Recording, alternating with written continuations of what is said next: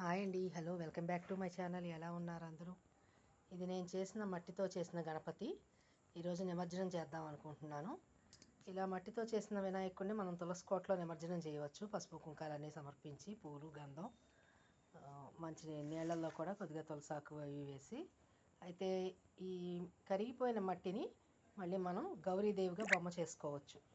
మనకి మంగళవారం ఉండ్రాల తద్ది వచ్చింది, మళ్ళీ అట్ల తద్ది వస్తుంది దసరా తర్వాత. అప్పుడు ఈ మట్టితోనే మనం గౌరీదేవిని కూడా చేసుకోవచ్చు. ఈ కరిగిపోయిన మట్టితో అభిషేకం చేసినప్పుడు ఈ మట్టి కరిగిపోతుంది. సో ఇలా తులసా కోటలో నిమజ్జనం చేయడం, ఇలా మనం న్యాచురల్గా ఏదైనా చేస్తే కనుక ప్రకృతికి హాని కలగకుండా ఉంటుంది. వీలైనంత వరకు కెమికల్స్ తగ్గించుకోవాలి, న్యాచురల్గా ఏదైనా తయారు చేసుకోవాలి.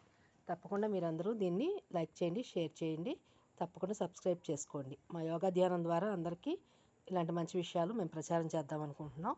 తప్పకుండా మీరందరూ ఇన్వాల్వ్ అవ్వండి. Thank you.